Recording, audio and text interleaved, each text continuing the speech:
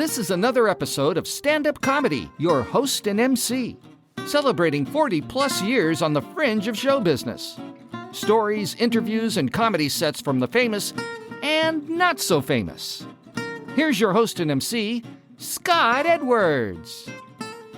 Ladies and gentlemen, welcome to this week's show. We have something totally different for you, all the way from Indiana.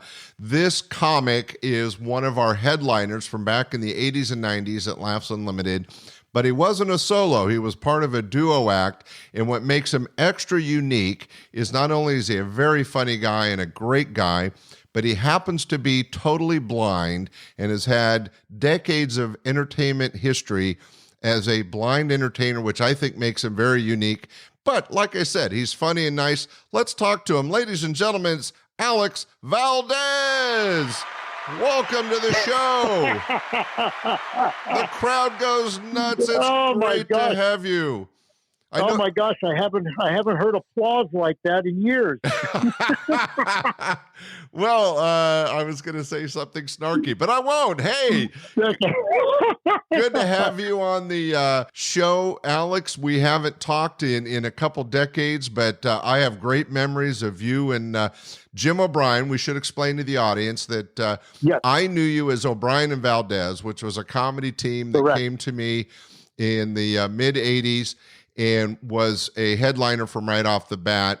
But I want to kind of catch the audience up on where you got started. Because being totally blind, it had to have been a little bit interesting ending up being a stand-up comic. Can you give us the short story on that?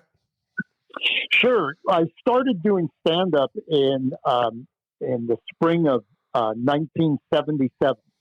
And, of course, you know, back then everybody started out at the Comedy Store and the Improv in L.A. and that's where I started. And then about a year or so after I started at the store, a club opened in Orange County, California, where I was born and raised, called the Laugh Stop. And I started emceeing there a lot, and that's really where I cut my teeth and learned the craft and learned the art of comedy. And, you know, Scott, you mentioned that Jim and I came to you in the 80s, the mid-'80s. But my very first experience with Laughs Unlimited, it was when I was a solo act. And I came up there in, I believe, 82. And I was the opening act for, are you ready? Here was the lineup. I was the opening act. Andy Huggins was the feature act. And Ronnie Kenny was the headliner. Wow, what a great memory. I feel bad I didn't have that in my notes.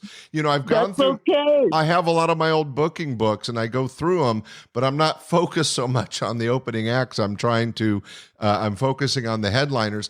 And my memories are all about you as a comedy team, so I apologize. But that's fascinating. You came up in 82 as a solo act, and Yep. You worked with two great guys, Andy Huggins and Ron Kenny. Very funny acts. Were you friends with one of them? Is that what brought you in?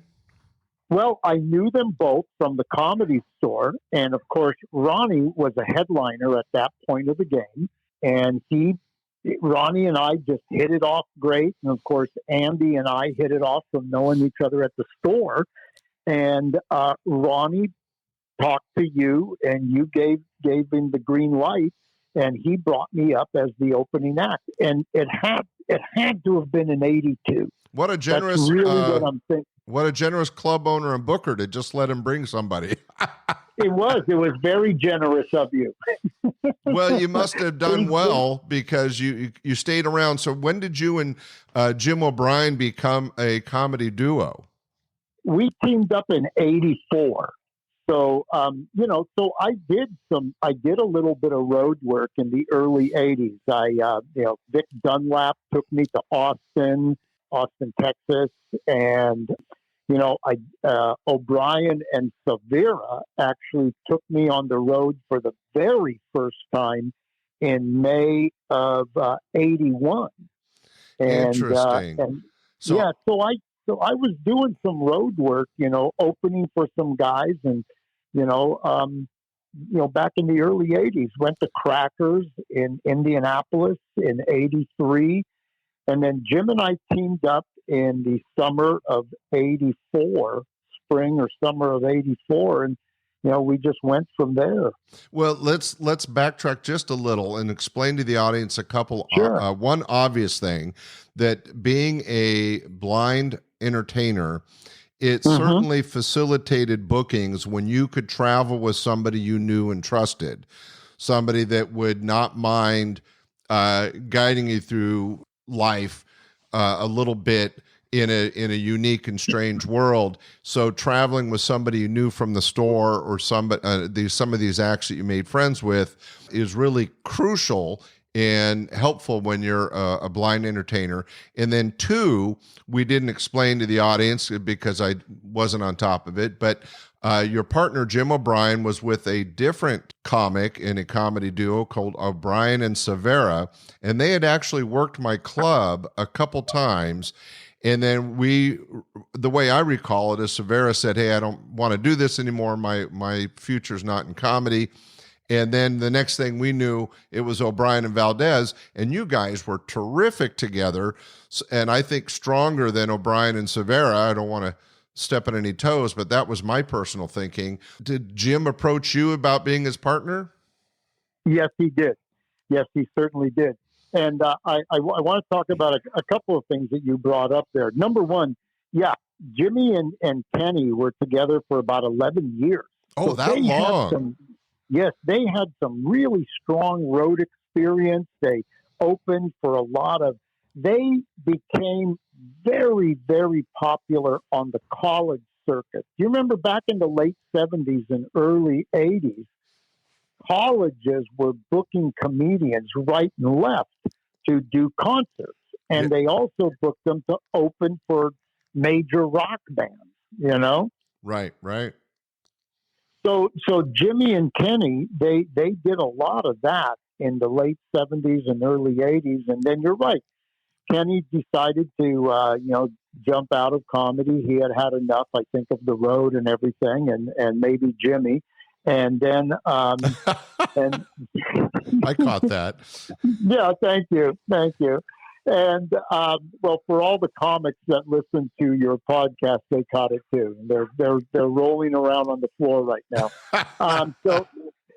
And then Jim approached me, and Jim really honestly approached me. He told me later that he said, I'm a headliner right now, and if I go back to being a solo act, I'm going to step back and have to be a feature or an opener for a while.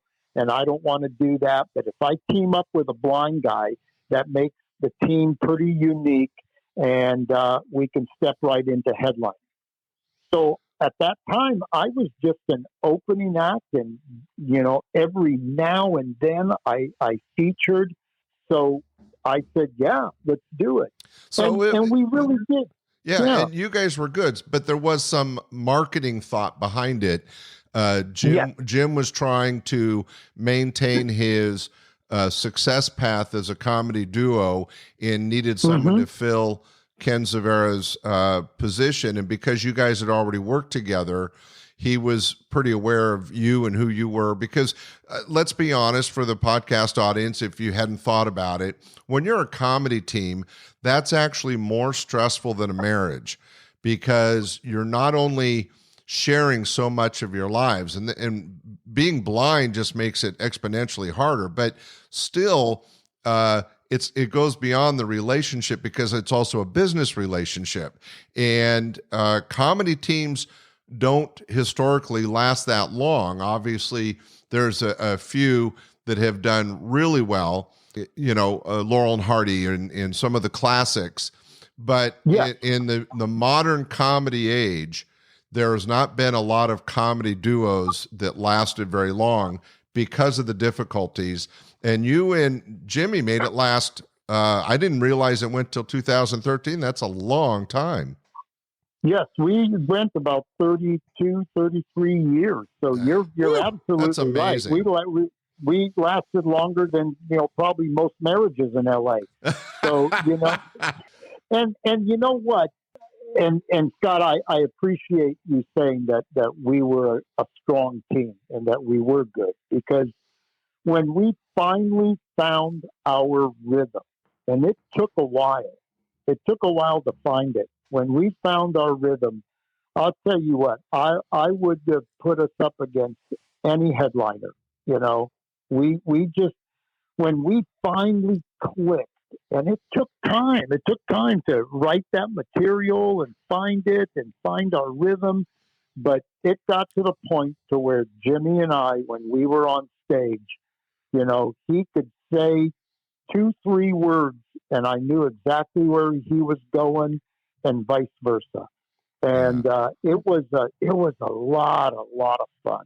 I mean, I don't think I ever would have had the opportunity to go the places, play the clubs, do the traveling, everything. If I hadn't have teamed up with Jim, I give Jim a lot of credit. I think that it's safe to say that both of your careers went farther as a comedy team than you might have gone as a solo act. And even though Jim had a great sense of humor and a good writing history, you being a part of the act was a novelty, was a marketing tool, but then you also you put it out there on stage and it always worked. And I think that, like you said, connection that you guys made was felt by the audience and helped create the atmosphere that made your comedy sets even stronger. So I think that's interesting. I kind of hinted how difficult it was. Do you want to, without getting too negative, is there some of the aspects of being a comedy team that are extra difficult? And you know what? I'll give you a starting place. For a comedy team, every time you're booked, you're splitting the money. You have twice as much travel cost, and you're splitting the money. So financially, it's more difficult right off the bat, right? Yes. And that was without a doubt that is the biggest challenge for a comedy team. Because if you remember, Scott, back in the 80s, you know, club owners were paying headliners good money, you know, and a lot of times they were picking up travel and things like that. And, you know, when with the comedy team, sure, we were getting headliner money, but we were splitting it. And then there was, you know, double the airfare, and depending on the accommodations for the week, sometimes we would ask for a hotel for one of us. And so it did, it became from the business aspect of it, that's the thing that I would say was probably the biggest challenge, was the business side. Yeah, and the personal side, a funny bit that Jim used to do, he'd bring you out on stage and introduce you as his blind comedy partner, and he would tell the audience, and look at this amazing $1,000 suit he's wearing, I got him. And and the joke was that you didn't know what he had bought the clothes, so you didn't know what they were, and he was like making money on the side on it. And I thought that was a really funny poke at the situation that you let the audiences in on. Well, the thing we learned early on was that there was no way we could get away with hiding the fact that I was totally blind. You know, there was no way. So we had to address it right from the get-go, but we didn't want to hammer them over the head with it. So we would start out, you know, by doing some blind stuff up front, and then we finally got to the point to where we could just do straight stand-up, you know? Right. In fact, straight, comedy. And I think I'm interrupting you, and I apologize, but I think no, it's quite all right. It's smart, because I remember clearly that between the outfit you were wearing that he said he bought you, and the next bit was you did that kind of urban high-speed handshake where it had like 10 different moves.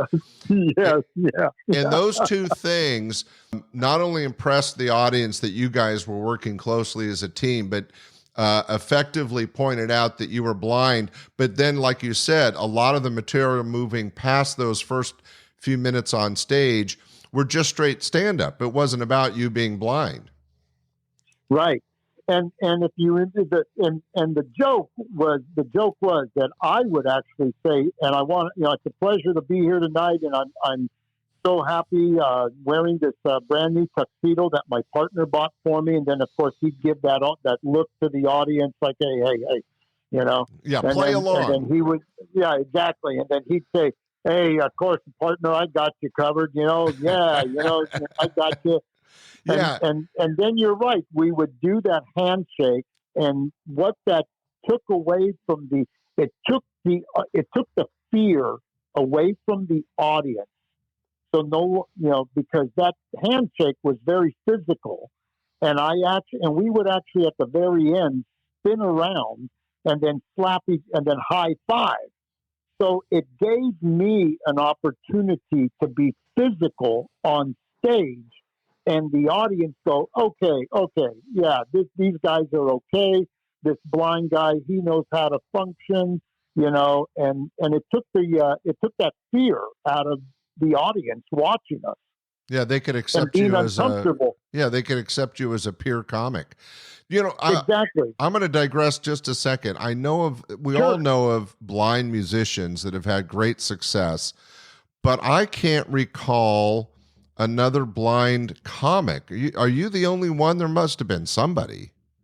Well, you know what? There was a couple of other guys that in different parts of the country that did some stand-up that were totally blind, but never had the longevity and never made it to headline status.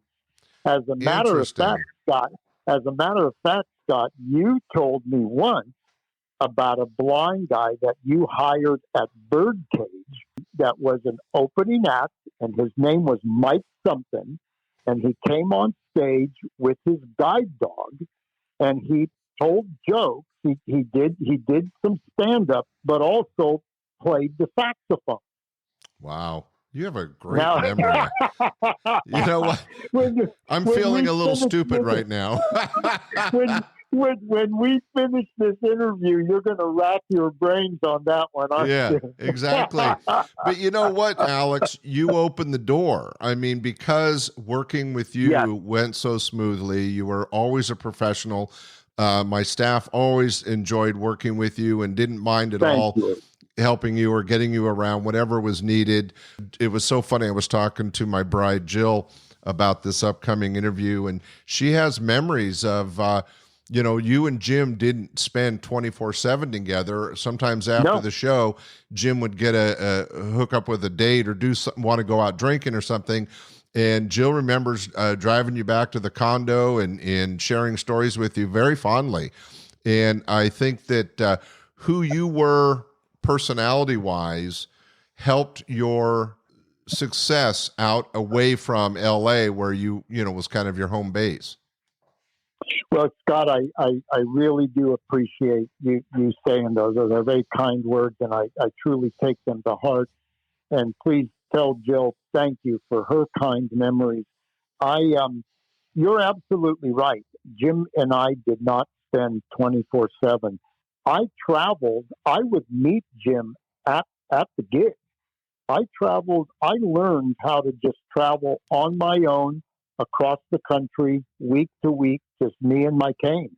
Wow. And because I've always been a very independent blind person, I have good mobility, and I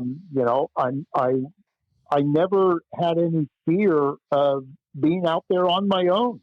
Never did. That's amazing. I did think you guys always traveled together. So what you're saying is, other than the new tux that he bought you, wink, wink, nod, nod, nobody took advantage of your situation. No, I was, Scott, when I look back on it, man, I had an incredibly blessed career. The people that I met, the people I worked with, it's invaluable. It truly is. One of my very first acting coach was Pat Morita. Oh, really? Pat? Yes. My very first acting coach was Pat Morita. Pat looked at a videotape of Jim and I in 1984, about 6 months after we were together, because we thought we were ready to audition for the Tonight Show. And Pat looked at our tape and said, "You guys aren't even close. You guys aren't even close to being ready." And we were devastated, man. You know, I'm like, "God, what do you mean, Pat?" And he goes, "You guys need to go out on the road for 5 years and get tight." And he was absolutely right. Wow. Absolutely right. You know, Well, that's good advice. I mean, it's difficult to swallow, but we all know that stage time is what fixes or destroys everything. It's what makes it. Right. You have to have that stage time and that experience. As with any career, it's all about doing it. It's not about talking about it. And Right. you getting a chance to, like he said, tighten up the act and get that relationship as strong as you did, obviously would have benefits for you down the road and open up opportunities. Why don't you share with the podcast audience some of the things that you and Jim may have done that I'm not aware of, let's say after the 80s and headlining at my club? What other doors open for you?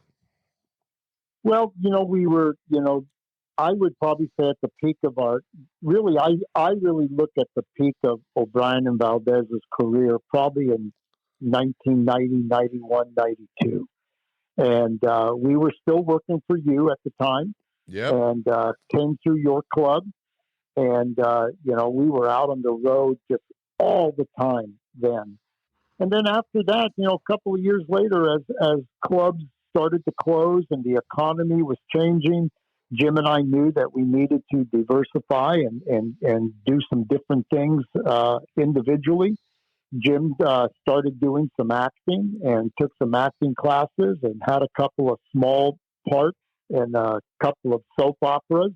And I stepped into the arena of motivational speaking and corporate training and did that from about 96 to 2008, probably. Wow. And traveled all over the country by myself.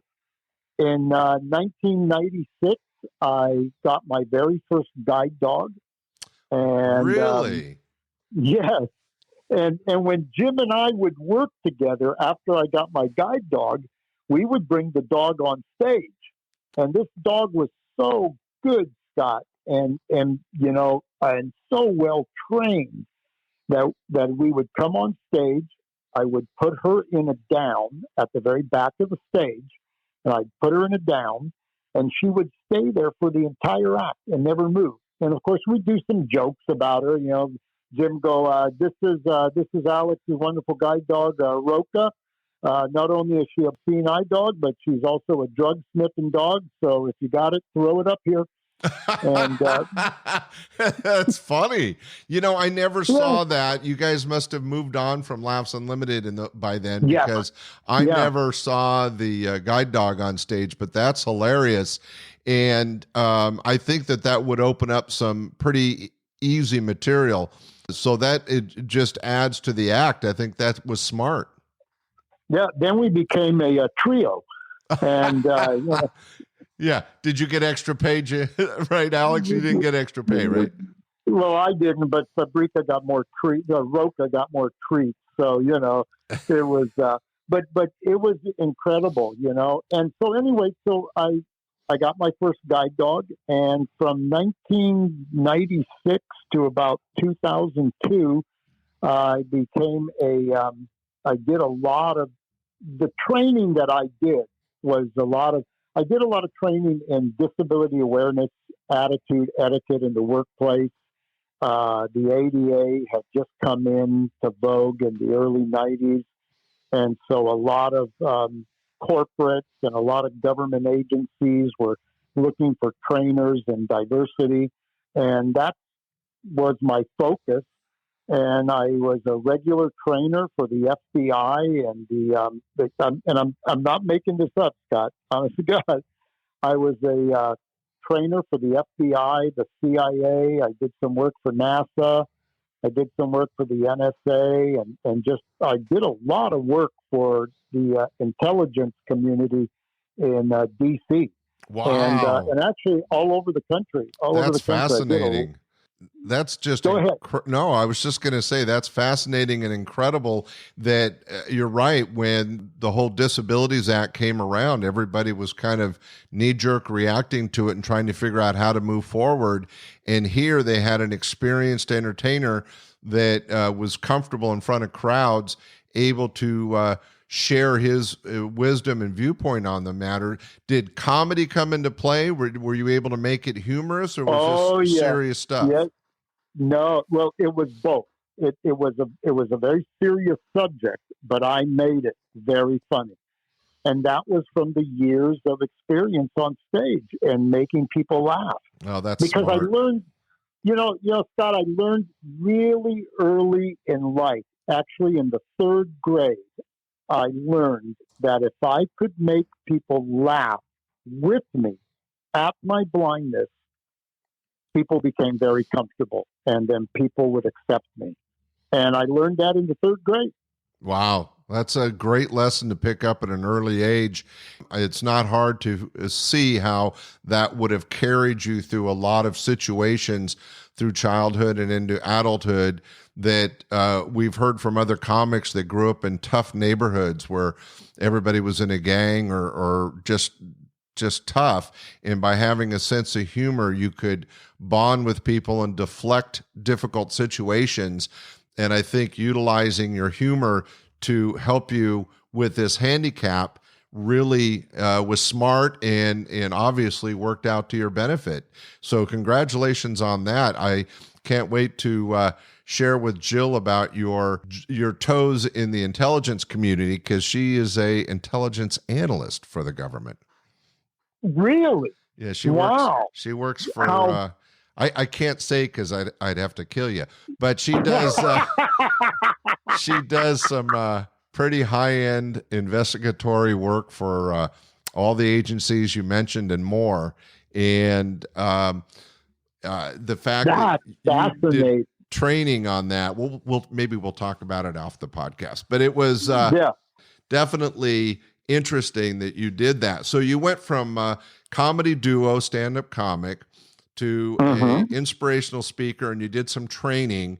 And I think it's great that you were able to utilize your years of stage experience and your sense of humor to make yourself a success in those fields. That's really something to be proud of. Thank you. And it was a lot of, it was a lot of fun. The FBI and the CIA were two of the toughest organizations to work for, because these people were just so damn serious. Right. I remember doing I actually was out at Langley doing a training for the CIA. And I remember that in the beginning of my trainings, I always wanted to know who was in the room. And so everybody would go around and introduce themselves and what department they worked in. And there were three people in the back that all they gave was their first name. And so I picked up on that, and I said, listen, they're in the back. I said, Patrick, you only gave me all you did was tell us your first name. You didn't say anything else. Can you, would you like to, fill in the blanks there? And he said, I can't. I'm not even here. And I said, oh, okay. Oh, that's funny. Well, it's an interesting world. Well, Alex, what a great treat to catch up with you and find out how you've survived and succeeded as not only a unique blind comedy entertainer, but also just period, forget being blind, just as an entertainer, what a great success you've been, starting from the comedy stage and ending up in being a trainer and inspirational speaker. I think that says a lot to who you are and your personality. I know you now live in Indiana with your bride. Are you staying busy these days, or anything on the horizon you're working on? Well, what I'm doing now, Scott, is occasionally I'll go down to Crackers or Morty's, the clubs down here, and occasionally I'll do an open mic night. Just for fun, right?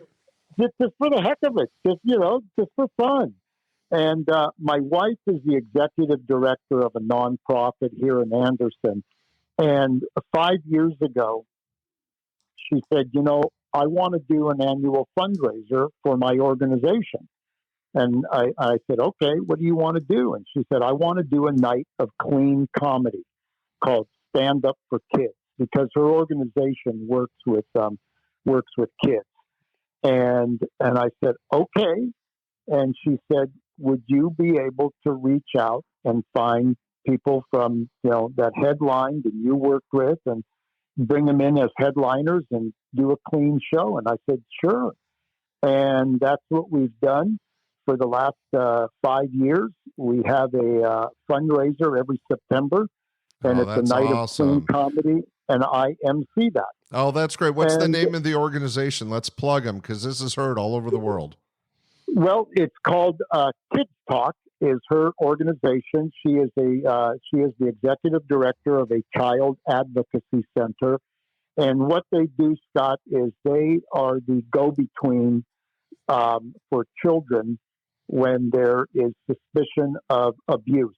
Could be sexual abuse, physical abuse, neglect, or the children have witnessed a violent crime. My wife and her staff interview those children, where they only have to be interviewed once. And then it is on a DVD for law enforcement, prosecution, and Department of Child Services. Wow, so important. That's exciting and valuable work. Tell her to keep it up, and we're proud of her. That's awesome. Thank you. I will. The other thing, Scott, is I don't know if you remember this, but in 1991, I got sober because you remember how I used to drink. Well, you were running around with Jim. It was a competition. Let's be honest. Jim has the reputation. You paled in comparison. Jim O'Brien was a professional. But that's great that you got sober. Did you turn that into something? Yes, I did. As we sit here today, I have 29 years of continuous sobriety.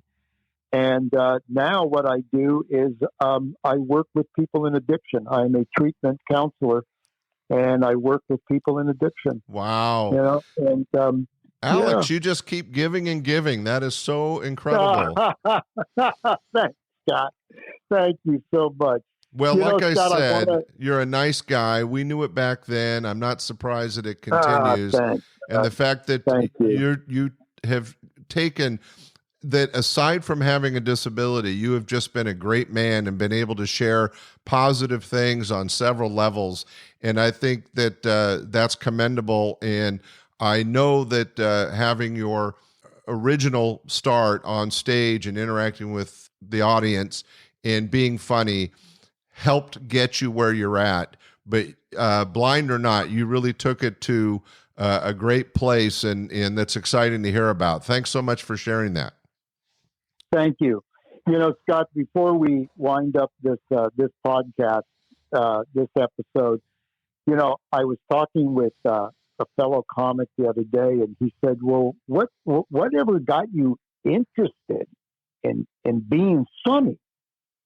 And I said, wow, when I was 9 years old, there was an organization in Los Angeles called the Foundation for the Junior Blind. And they were a service organization that would, do things with blind people. They would take them to different events, and they offered, classes and different things like that. And one summer, they took us to the Greek Theater, and this was in 1963. They took us to the Greek Theater, and the headliners at the Greek Theater that night were the musical group, the Christie Minstrels. But opening for them was Woody Allen. Really? Yes. You got to hear Woody Allen live on stage. How incredible. And I was sitting in the audience. Now, 99% of his jokes went over my head. He's a little cerebral, right? Yes, but I was sitting there, Scott, and I remember listening to this Greek theater, everybody laughing. And I thought, wow, this guy is on stage and he's making all these people laugh. This is so cool. And that was my first experience with stand-up comedy, experiencing stand-up. That's a great story. Woody's signature piece at the time was the story piece about I shot the moose. I shot a moose. And it was, I could understand that bit because it was a story and it was so descriptive and so vivid. And I actually remember laughing at that bit. And that was my first introduction to stand-up. And I've said in many, many interviews, people have asked me, where did you get your sense of humor? And Scott, I got it from my father. My father was and I just lost my father about a month ago. Oh, my condolences. Thank you. And he had a hell of a run for 90 years. But my dad was always the life of the party, telling jokes. He was a great joke teller. And I remember as a kid, watching him at our house when my mom and dad would throw a big party, how people just gravitated to him and he would tell stories and jokes and people were just laughing their butts off. And that's where I learned it. That's where I got my sense of humor and my big personality came from my dad. That's awesome, Alex. You got your sense of humor from your dad and your inspiration from Woody Allen. What a great start. Well, tell you what I'm going to do, Alex, is I have some material of you with Jim O'Brien. So, ladies and gentlemen, we really appreciate getting some of Alex's time and catching up on his life and career in stand-up comedy. But we're going to share some of that with you. We have a stand-up set with a few minutes of great material by the comedy team of O'Brien and Valdez. So sit back and wait for that. Hey, Alex, thanks so much for doing this today. I really appreciate all you've accomplished and being able to share that with us. Scott, thank you. And Scott, thank you for all that you have done and all you did for comedians, for comedy. Laughs was an A room. It was always considered in the comedy amongst us comedians in the community. We knew it as an A club and a club to work, and a lot of people aspired to work your room. And I just have so many great memories of working for you. And I just am so appreciative for all the opportunities you gave us. So thank you. You're welcome. And it was mutually beneficial. and thank you for just keeping the comedy and the laughter going, because that's what it's all about, man. Well, it's all about laughing. That's right. And let's do that with this podcast. So thanks, Alex. Ladies and gentlemen, sit back and enjoy some great comedy by the comedy team of O'Brien and Valdez. How many black people? How many Irish people we got here tonight? Don't raise your hand. He's blind. All right. Right over here, blind man. Yes. How about my people? ¿Dónde están los mexicanos?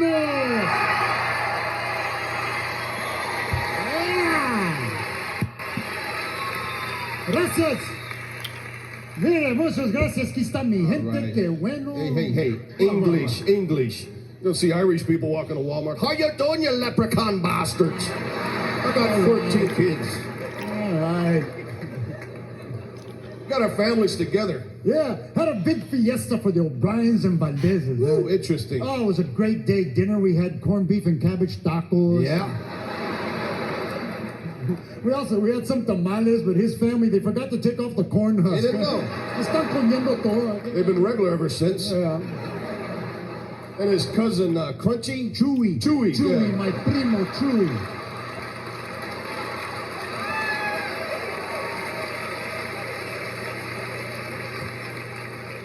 The guy's a bookie. He's always... Look at Jim. He's a sports agent. He's a bookie. Tattoos all over. dominoes. Come on. You know that he's a family man, likes to stay close to home. He's got to. He's got an ankle bracelet. He can't leave. Yeah, but you can find him. Damn right. Then the guy's trying to sell me Velcro like I'm an idiot. Jim, he said barco. He was telling you about his boat. He has a beautiful boat. Calls her the Julius Caesar. Julius Caesar. Julius No, it's Caesar. Julius. Julius. Julius. Say Ju. Who? You. What? Jew. Catholic. No.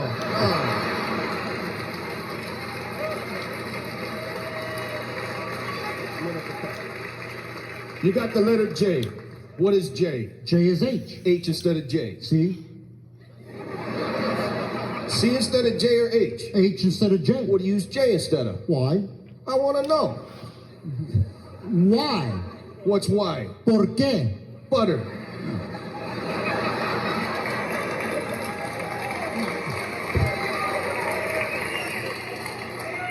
Y instead of J. Oh, Y instead of J. Es bien. Now we're on the sports channel. Es bien. S being what? ¿Qué es what? I don't know. What's K? See? Jeez. Did you catch fish? Oh, we caught fish, man. Big ones? Huge. What kind? Chalabit. I don't know. Third base. It's for the Irish people. Yeah. Ladies and gentlemen, that was the comedy team of O'Brien and Valdez. And we're so excited that we had the opportunity to talk to Alex today. And we hope you enjoyed that and the set. Ladies and gentlemen, thanks for listening to the podcast. Be sure to share and rate, review, whatever you want to do. We're going to be here next week. Bye. We hope you enjoyed this episode of Stand-Up Comedy, your host and MC. For information on the show, merchandise, and our sponsors, or to send comments to Scott, visit our website at www.standupyourhostandmc.com. Look for more episodes soon and enjoy the world of stand-up comedy. Visit a comedy showroom near you.